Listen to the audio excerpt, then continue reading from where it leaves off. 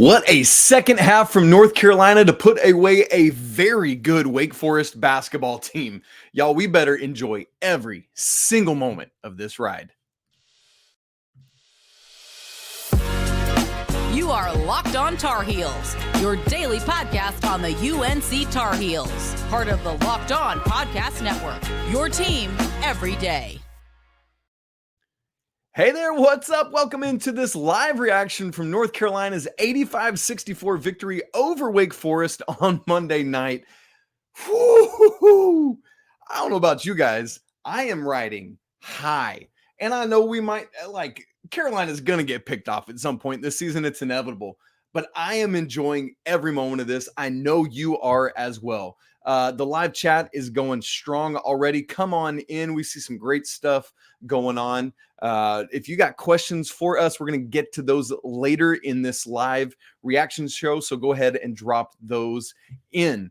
Let's go ahead and get some updates as we're rolling. Yet another double-digit victory for Carolina, this one by 21 points. Carolina has now won 7 straight ACC games by double digits. I guess I got to eat it because I said, Carolina's going to win this game, but I don't think they're going to cover the spread. I got to hide my face on that one because I blew it. But you know what? I gladly blew it. I'll take it. 9 straight overall wins by double digits. Wild stuff there. Overall, Carolina is now 16-3, 8-0 in ACC play. They are currently, as we record, up to 6th at Ken Palm. I believe that's a season high at Ken Palm. They are 15th in offensive efficiency still, but they've moved up one more slot in defensive efficiency up to number 3, I believe replacing Iowa State, who has now gone to 4th. So here's how we do these live reaction shows. I want to give you 4 things that we'll talk about. Quick ad read, 4 more things, and then we will take some questions and observations from you guys in the chat going on over there. So let's get right into these first 4 things. As we do so, I want to get the box score up for you so you can check in on that in real time as we're talking. If you're watching, if you're listening back to this later, because I will publish this in the audio feed as well, so you can hear that. You can just pull up the box score or just listen to me as well. Speaking of which, we will also do a full show tomorrow, as we always do. If you're watching this or listening to it way later, here's the link to that one on YouTube for you. All right, number 1 thing we want to hit on.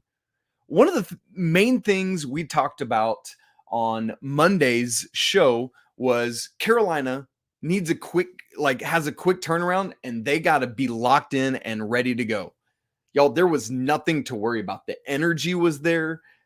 Yes, I mean, they were losing at halftime, sure, but they're still kind of diagnosing what Wake was doing, all of that kind of stuff. So the first thing to look at is quick turnaround, no problem. This is nothing to worry about that. Carolina had just gotten that number 3 AP ranking today, way to go. And they needed to show tonight that they deserved it. And that's exactly what they did. They backed this up against a Wake Forest team, folks. I hope you understand how good this team is. And it's like to discredit Wake Forest would be to not give Carolina the credit for what a great victory this is. Not only to just win against a good Wake team that just got Damari Monsanto back, that's had Efton Reed back for however many games now, but Carolina not only won, but they dismantled Wake Forest in the second half, stopping them from doing what they do so well. We'll talk more about that in a second. So Carolina proves they deserve that number 3 ranking. Perhaps most importantly, as we think about ACC stuff, Carolina maintains that 2-game lead they have in the ACC standings. And now, of the 4 teams that are right behind them with 2 losses, Carolina has a tiebreaker over 3 of them. Obviously, Wake. And as we said on today's full show, this is the only game Carolina plays Wake this regular season. So that tiebreaker is in stone. So Carolina essentially has a 3-game lead over Wake. They also right now hold the tiebreaker over Florida State, who has 2 losses. Obviously, the second game against them is this Saturday. So an opportunity for Carolina to cement that tiebreaker as well. And then the other is NC State, who has 2 losses, one of which is to Carolina. And the other game against NC State is back in the Smith Center. So that's great. And then the only other team with 2 losses is Duke, and we know those games are still upcoming. So Carolina has put themselves in great position in the ACC standings by getting yet another victory. And by the way, remember this. The Saturday to Monday turnaround is the exact time frame of what you do in NCAA tournament play. And so Carolina's ability to win at BC on Saturday and then turn around and do this tonight, that bodes very well for NCAA tournament play. All right, let's get to the number 2 thing. I can't believe we've gone this long and we haven't yet said his name. RJ Davis. My goodness, this dude is an alien. I don't think he is human. There are still 12 conference games left to play for the Tar Heels, but I tell you what, this man tonight might have just sewn up ACC Player of the Year. He was already, for me, the front runner out ahead of Kyle Filipowski, our PJ Hall from Clemson, and some others. But what RJ Davis just did is insane. 36 total points, career high. I mean, are you kidding me? It's insane. 23 of those were in the second half. And what I love about it is it was like RJ did that, but it didn't even feel like he was hunting his shot to the ball hoggery of others not getting their shots. Clearly, Wake was trying to run him off the 3-point line in the first half.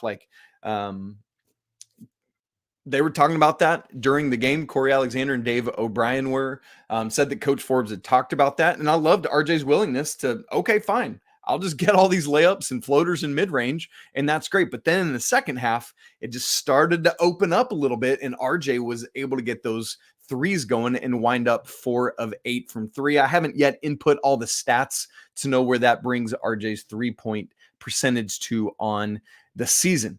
But I think critically what's so important about what RJ does is it's really efficient. He scored 36 points. Some might do that and need like 32 shots to get there. RJ did this while shooting over 50% from the field, 14 of 23. That's incredible. Not to mention, he also chipped in 4 boards, 2 assists, and had 0 turnovers in this game. We're not going to talk about the turnovers here on the live reaction. I'll probably talk about it on the full show tomorrow. But Carolina had just 8 turnovers in this entire game. That was 1 fewer than the first half against Boston College on Saturday. So a really great job by the Tar Heels all around there. So RJ, I just don't know what else we can say, but to just keep enjoying what he's doing. And I love how happy this team gets for each other. It's not like, RJ's scoring all the points. It's like, Elliot's like, homie, you've tied your career high. Go break it. You know what I mean? Like, that is awesome. And I love how they celebrate each other. All right. Number 3 in our first 4 takeaways from this game. The defense. I mean, same thing I just said about RJ. What else can we say about Carolina's defense? I already said they're now up to number 3 at KenPom defensive efficiency. Let's just look at some of the raw numbers. Wake Forest, I mentioned this on today's full show, came into this game having scored under 70 points just once all season, and that was their season low 66 against Virginia, who you expect them to be under 70. And North Carolina holds this team, this Wake Forest team, that's one of the highest scoring teams in the nation, to 64 points. I mean, what? And now that means Carolina, let's zoom out from just this game, 9 straight wins.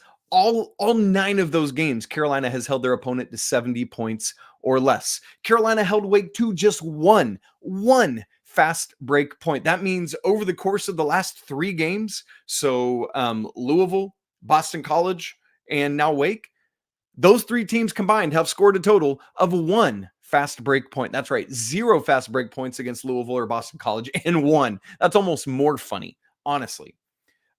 Wake came into this game number 12 in 3-point field goal percentage. And I said, you heard me say it over and over again, I am concerned about how this is going to play out because of the advantages that it seems like Wake has in individual matchups. They come in with a deadly 3-point attack, but Carolina comes in as one of the best 3-point field goal defensive teams in the nation, and something's got to give. And something did give.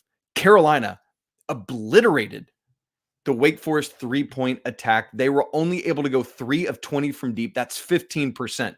Now, on tomorrow's full show, we'll unpack the entirety of that and the way Carolina has been holding. I'm so petty that I keep laughing about Kevin Keats and his like, oh, that's cute. Well, we just missed a bunch of shots. That wasn't really so much about Carolina's defense.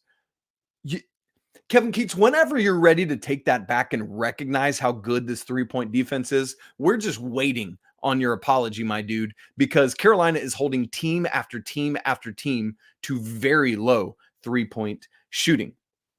And in totality, Wake only shot 35% from the field. It also helped that they went 19 of 25 from the free throw line, several percentage points below their season average. Obviously, that didn't really have anything to do with Carolina, but hey, we'll take it all the same. All right, number 4 in the first 4 observations that we want to look at.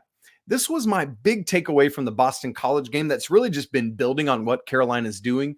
But man, does this team know how to close a basketball game. This is one of my things that always shows me what an elite team is, because not only does Carolina have spurt ability offensively, they have close ability. Multiple times this season, they've done it in a really rough, tumble, gritty sort of way, especially I feel like all 4 of these road games that they've been able to do it against Pitt, just like a late push to get that double-digit win. Same thing against Clemson and NC State and Saturday at Boston College. But this thing, man, it spanned Carolina closing this game and just shutting down Wake was like the entire final 13 minutes of the game. As you know, Carolina was down 1 at the half. Wake kind of had this nice little push at the end of the first half. Monsanto got untracked, hit back-to-back threes. And it was like, man, Wake might be getting a little momentum here, and they take a 1-point lead into the halftime locker room. But then Carolina comes out, and, they're just starting to get their rhythm going. Leading into the under 16 timeout of the second half, Carolina made 6 straight field goals and hit another one right out of that timeout. So they had that span of 7 straight made field goals. And you look up, there's 13 minutes left on the clock, and Carolina has just kind of quietly built a 7-point lead. And I'm thinking, man, this team knows how to do it. So I wrote in my notes, I've got it right here. Can they maintain and push out? Meaning, does this team not only continue to know how to get a lead, but also expand it? And they just systematically kept doing that. It got up to 9, 11, 14, 16, 18, 20, 21, 24. It just kept growing because North Carolina is so systematic offensively. They're going to take what you give them. All of these complementary parts allow them to find a crease, a nook, and a cranny, and then go attack it. And that defense is doing the work on the other end. So Carolina, down 1 at the half, outscores Wake 52-30 in the second half of this basketball game. This is an elite team that not only has spurt ability, but they have close ability, and they did it in a different way in this game than they have in those road games where they've had to grit out those possessions to get that lead. I love to see it. All right, I got 4 more key observations I want to make. We're going to do that in just a second. But first, I need to tell you that this live reaction episode of Locked on Tar Heels is brought to you by our friends at FanDuel. The NFL playoffs are rolling. We know the 4 teams in the conference championship games, and there's still time to get in on the action with FanDuel, America's #1 sportsbook. Right now, new customers get $150 in bonus bets guaranteed when you place a $5 bet. That's $150 in bonus bets, win or lose. Their app is really easy to use, and there's a bunch of different ways to bet, like live same-game parlays. You can find bets in their Explore tab. How about the ACC regular season odds? Carolina's odds just keep growing. Right now, Carolina minus 340. It was just like 100 something the other day. Duke plus 380, Wake at plus 1600. These are before this game, by the way, so that's only going to grow now. NC State plus 5,000. That's the 4th place odds, and everyone else is way worse than that. So if you want to get in on that action, visit FanDuel.com/locked on and make your first bet a layup. FanDuel, official partner of the NFL. All right, folks, you're joining Isaac Shade here, getting a quick drink because my voice is already leaving me. I can hear it. On this live reaction to North Carolina's big-time 21-point victory over Wake Forest on the first big Monday of the season for ESPN. So this was a national broadcast. Everyone's dialed in. There's no Monday Night Football. What a performance in front of a big national audience. So got 4 more observations I want to make for us. And then I see that the comments are continuing to go off. And so we'll go get your questions after we make these 4 observations. And then don't forget to tune into tomorrow's full show where we'll unpack this game even more. All right. So the 5th observation we want to make is Carolina got a kill shot in the first half. If you're unfamiliar with a kill shot, one of the great college basketball analytics sites out there is Evan Miya, MIYA.com. Evan Miyakawa is his name.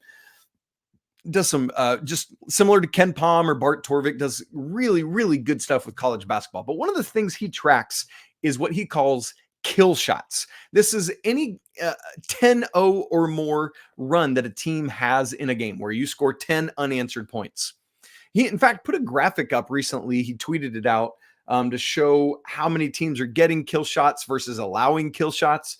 Carolina is one of the best, very best teams in the nation at doing this. You can go find that on his Twitter thread. In fact, I think I quote or I retweeted it, so you can find it on mine as well if that's easier for you.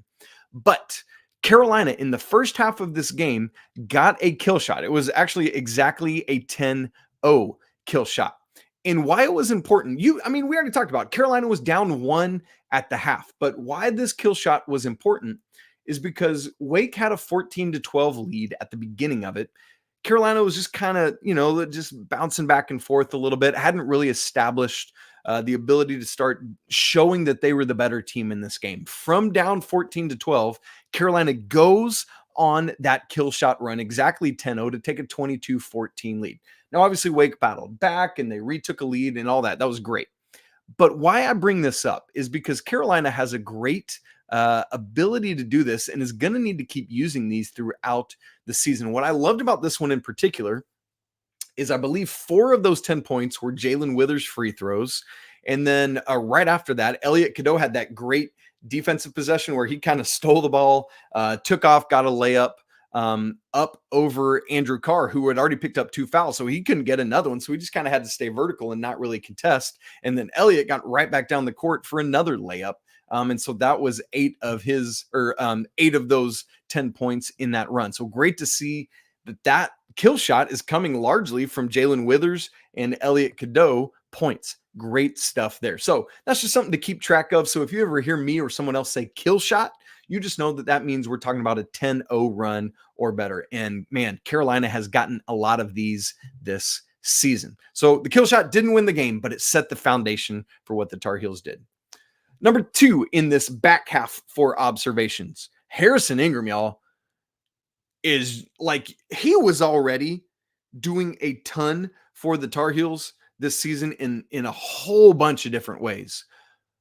But man, in ACC play, he has taken this thing to a new level. Another double-double for Harrison in this game, 10 points, 14 rebounds. By the way, if you check out his stat lines, this is his 3rd double-double in the last 4 games. I'm telling you, he's rising to a different level. What I loved was Harrison's ability to utilize that kind of post-up game where he just backs down a shorter defender and scores over them. He did that multiple times over Hildreth in this game. We got that too small movement from him a couple times. And, we've talked a lot about Carolina's rebounding. We'll do that some more here in a second. But so much of Carolina really taking off as a team in terms of rebounding has been because of what Harrison Ingram is doing on the glass. Let me put it to you this way. In the first 12 games of this season, Harrison Ingram had double-digit rebounding games just twice. So first 12 games, 2 double-digit rebounding games. In the 7 games since, Carolina's played 19 total, so 2 in the first 12. In the 7 games since then, he's got double-digit rebounds 5 times. 5 times. including that 19 rebound ridiculousness against NC State. Again, 14 here today. If you need another example of how Harrison just affects the game in so many different ways, he had the highest plus minus for Carolina in this game. Actually, the highest plus minus, obviously, of anyone on the court at plus 25. Elliot and RJ were tied for second best at plus 19. So he was that much more impactful. By the way, if you're not sure what plus minus is, it's just how many points more or less you score than your opponent when that player is on the court. So that means when he was on the court, Carolina was 25 points better than Wake Forest in a game that Carolina won by 21. So yeah, Harrison Ingram is doing this thing. All right. The third thing I want to mention in this back half 4 observations. Get another drink here really quick. To me, I'm curious if you feel different.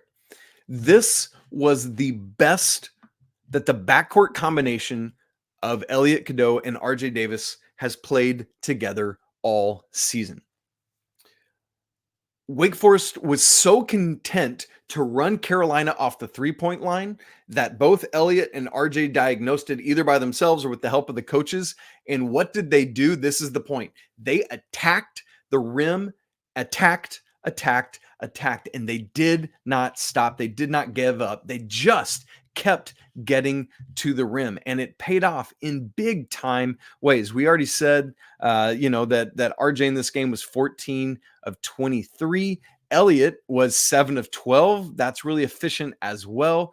Didn't attempt a 3. And so many of those from Elliot were him getting to the rim, finding a crease and getting there. In fact, he would have had 2 more points. I think that ball that Mondo got offensive basket interference on second look, the spin of the ball, I think it was actually going to drop in. Did y'all notice that? I really feel like it was. So Elliot, man, finishes this game 3 assists, just 1 turnover, had that steal, but also 14 points. That is not a career high for him. He had, I believe it was 15 in, forgive me, I forget which game it was earlier this season, but it is the most points he scored in an ACC game.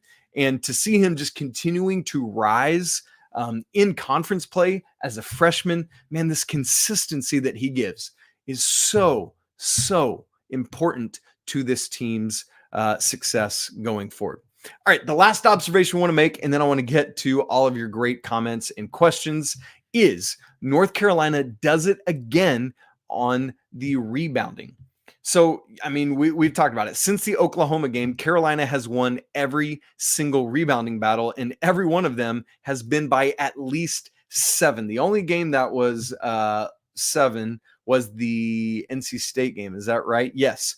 Every other game since the Oklahoma game has been a double-digit rebounding margin for the Heels. I haven't put in the numbers to look at where the season average rebounding is right now. I'll have that ready for the full show. But right now, Carolina out-rebounded Wake Forest 43-30 in this game. Interestingly, the offensive rebounds were down for Carolina. They only got 6 in this game. And they have, I think that's just the second or third time this season that they've been held to single-digit offensive rebounds. Again, I'll have all that ready for the full show, but really good stuff from Wake to hold Carolina at bay there on the offensive glass. Armando had 3 of those 6, and Cormac had 1, and then the other 2 actually were dead ball offensive rebounds, so meaning that they were the missed front end of 2 free throw shots. So that's where that is. In Carolina at halftime, here's what I want to show you. At halftime, Carolina was leading on the rebounding battle, but it was only by 1, 18-17. So part of Carolina's ability to push out a lead has been getting to the glass. So in the second half alone, they out-rebounded Wake Forest 25-13. I mean, just really putting it to them in the second half. So great job by the Tar Heels there. That's our 8 observations in the live reaction. Obviously, we'll have a lot more in tomorrow's full show. Make sure you tune into that, either listening or watching. All right, let's get to your questions and observations. See what we got. Oh, man, everyone is in on the defense. You love to see that. We've got our guy Alex Ducosin coming in from Hawaii saying aloha, talking about how he uses the box score from games to make math word problems for them. I love this, Alex. I am a math nerd. I geek out on it. I'm sure all of you know that because of how often I use stats to back up our points and show all those things. And so, my man, I am right with you on all that. Keep it going. Would love to come hang out with your class sometime. Let's zoom in. I'd love to do it. Okay. Here is, man, several people giving me some crap for missing Carolina covering the spread. That's hilarious. Look, Jan Ennis has it right here. Or Jan, it might be Jan actually, says, can someone please, I'm adding this, for the love of everything holy, tape Cormac Ryan's ankles prior to every game. I mean, just wrap it up with all the athletic tape you have. Poor Cormac. This is the third time he's tweaked an ankle. This time it was his right one. Thankfully, I mean, when you saw it, if you were watching the game on the replay, it actually didn't look like it was too bad. But I mean, still, it obviously hurt him, but thankfully he was able to pretty much check right back into this thing. Let's keep scrolling, see what other questions have. RJ, my glorious king. I love that one. That's great. What a different man. John says it. What a difference. John Sink. What a difference a year makes, huh? And you guys, I said it at the top of this thing, but please do not take this for granted.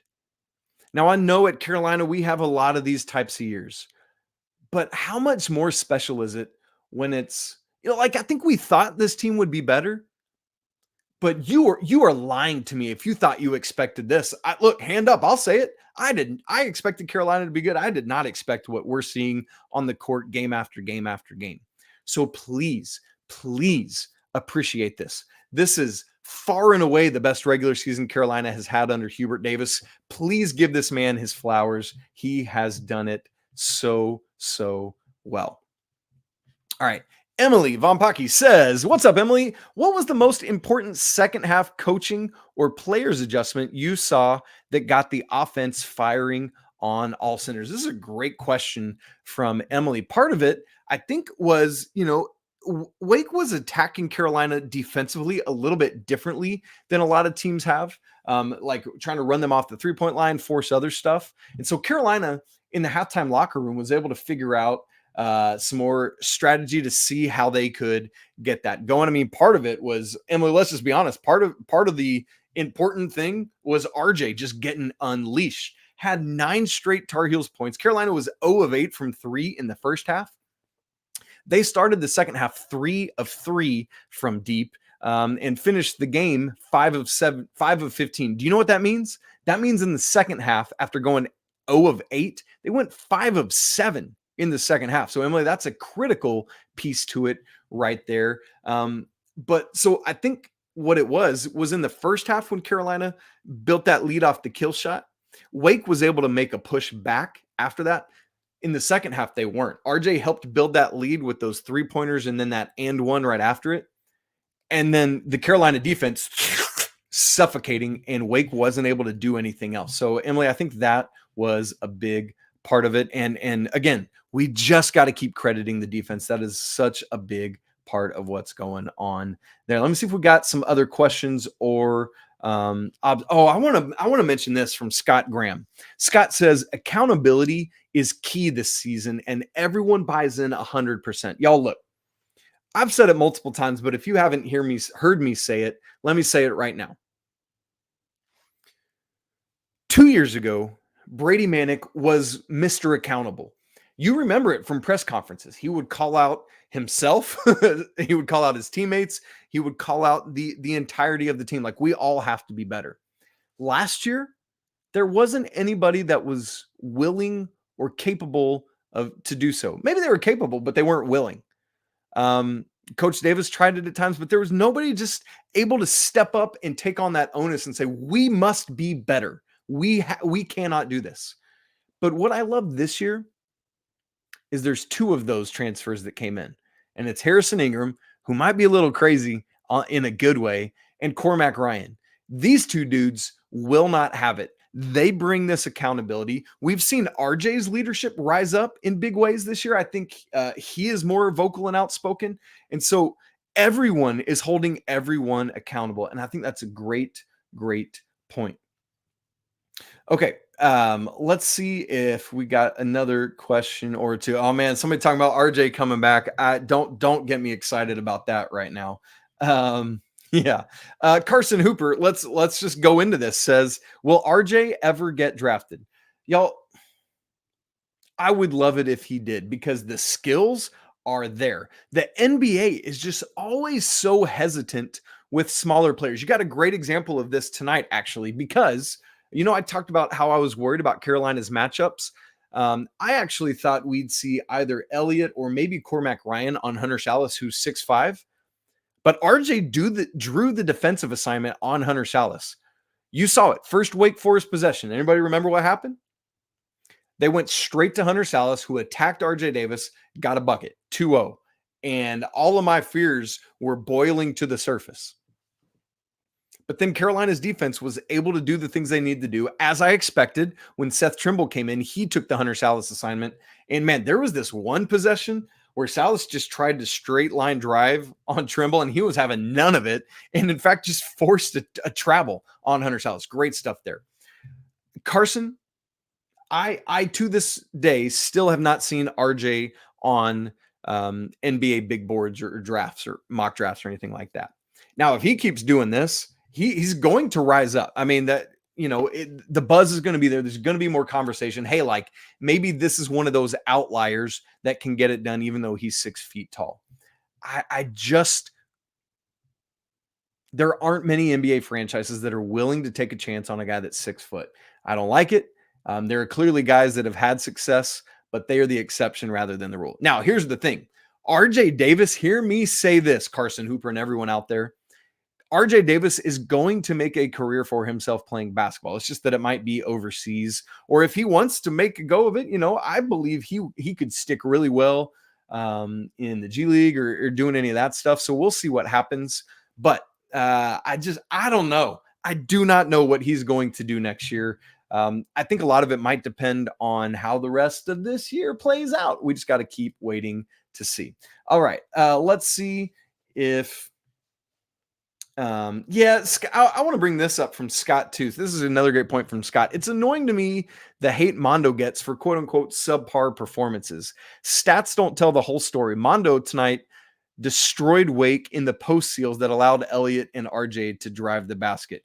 And Scott, man, thank you for bringing this up. It is so very true. Multiple times, Armando was able to seal off, particularly Efton Reed, that just allowed, like if Elliot got a step on his primary defender, was able to get to the bucket. And because of Mondo's seal, there was no help defense able to come from Efton Reed.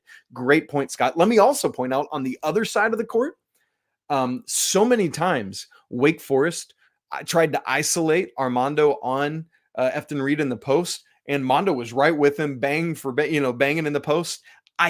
If I counted correctly, there was only one bucket that Efton Reed had in those possessions. Armando did a great job walling him off defensively. So Mondo finishes 2 of 6 for 5 points, 1 of 2 at the free throw line, 7 boards. He did have 3 turnovers, but he also had a steal. And hear me say this, 4 blocks from Armando in this game. So there is so much more that he is doing than just, Mondo didn't get a double-double.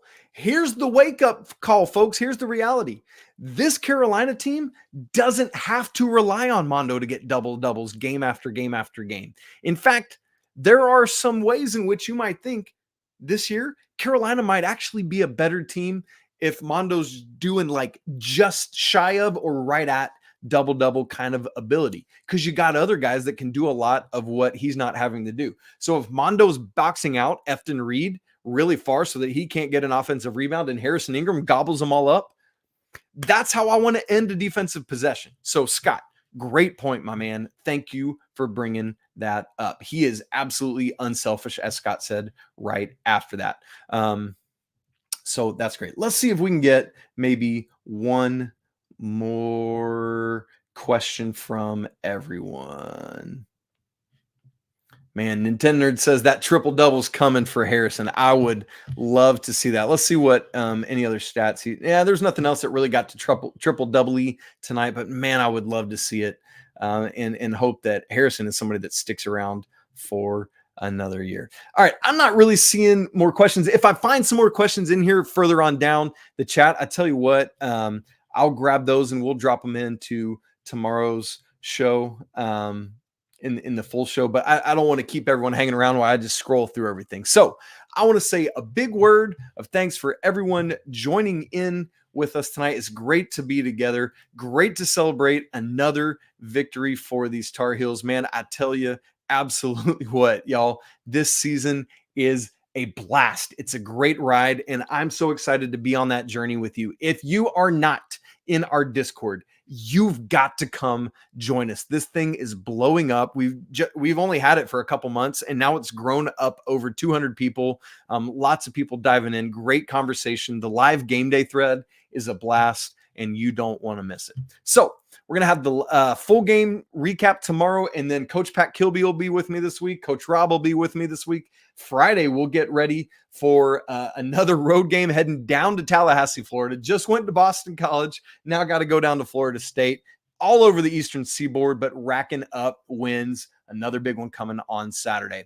It's always a great day to be a Tar Heel. You know it, and I know it. We'll talk again tomorrow. But until then, peace.